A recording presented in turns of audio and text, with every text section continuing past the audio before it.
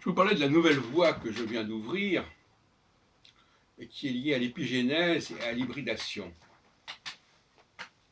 J'avais déjà signalé par le passé certaines dérives possibles au niveau de l'emprunt. Quand on emprunte, est-ce qu'on sait exactement ce qu'on emprunte? Et est-ce qu'on sait les dangers de cet emprunt? Quand on assume des querelles qui ne sont pas les nôtres, des problèmes qui ne sont pas les nôtres.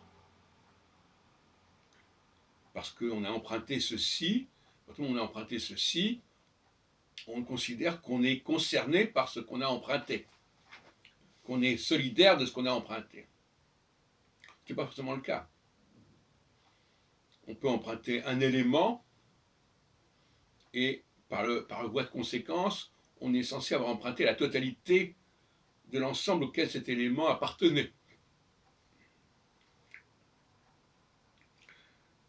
Alors, j'ai déjà signalé le problème en ce qui concerne l'astrologie, et notamment l'astrologie contemporaine,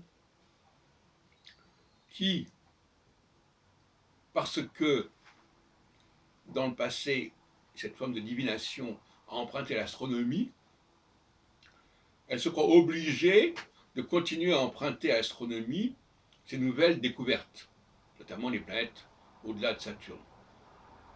Une sorte d'engrenage.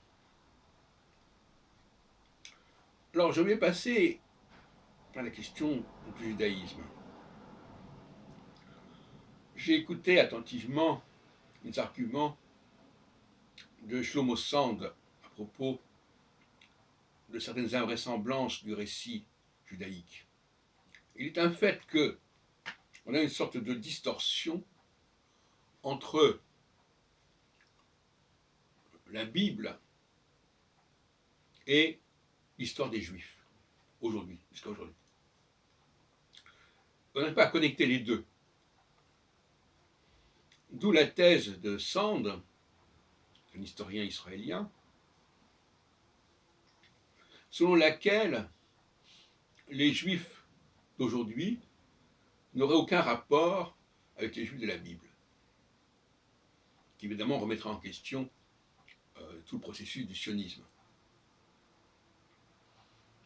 Entendons par là que les Juifs d'aujourd'hui auraient emprunté un discours biblique, à un moment donné,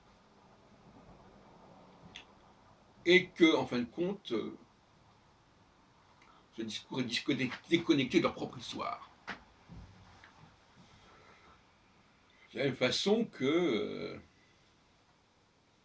quand les païens se convertissent au christianisme, ils empruntent toute une problématique biblique dont ils ne captent pas nécessairement tous les tenants et aboutissants, à commencer par le déicide.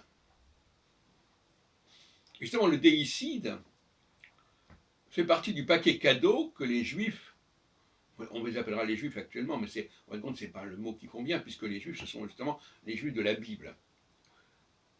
Alors, il faudrait appeler un autre, il faudrait les désigner d'un autre nom. Bon, pour l'instant, je n'ai pas de nom qui me vient à l'esprit, mais il est clair que si ce peuple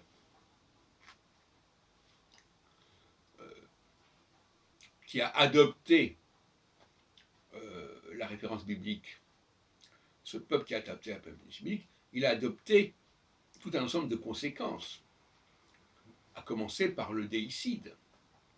Et ce déicide est la cause, notamment, une des causes de la Shoah.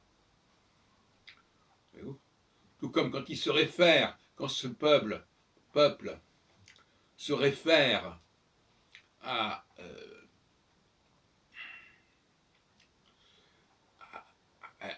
la Palestine, il va en payer les conséquences aussi, en diaspora. Et le grand problème, ça a été le sionisme, Herzl, qui a cru bon de relier, de prendre à la lettre, Alors, en réalité, ce n'était pas vraiment son idée. Hein, on sait très bien qu'Herzl n'était pas polarisé sur la Palestine. Mais enfin, il a été instrumentalisé par ceux qui voulaient que la Palestine soit le cœur du problème, notamment par ce qu'on appelle les sionistes chrétiens, évangélistes, etc. Et, en conséquent, à partir de ce moment-là, les évangélistes chrétiens se sont dit, eh bien ces juifs, ils les appelaient des juifs, cette population qui se dit juive, c'est, on pourrait appeler des néo-judéens. Ces néo-judéens, il faut les ramener à Sion parce que c'est la clé de la fin du monde. C'est la clé de l'aboutissement. Donc voilà, donc on a voulu relier les néo-judéens aux judéens auxquels ces néo-judéens se référaient. Bon. Je terminerai ce petit exposé en montrant que le leader dont j'ai beaucoup parlé, il génère de l'hybridité. Puisque par définition, il arrive avec des éléments qui sont étrangers au groupe auquel il s'adresse, donc il crée de l'hybridité. Ou de l'hybridation, si on préfère. Bon, très bien. Donc il faut bien comprendre que ça crée du désordre aussi. Et donc les néo-judéens sont victimes d'un leader qui, à un moment donné, les a reliés avec ces judéens de la Bible. Et Herzl, sans le vouloir vraiment, a été utilisé pour consolider ce processus. Et l'État d'Israël en rajoute, effectivement, en disant, oui, ces néo-judéens, ils ne les appellent pas comme ça, eh bien, ils sont partie prenante pleinement dans l'avenir de l'État d'Israël, etc. Autrement dit, en conclusion, il faut découpler l'histoire des néo-judéens de l'histoire des judéens. En fin de compte, il n'y a rien à voir. Alors, est-ce que ce sont des Khazars qui se seraient convertis ou autre plus tard? C'est une population qui, à un moment donné, a adopté la référence judéenne, à tort ou à raison, à tort probablement, et qui est prisonnière de cette référence et de cette empreinte.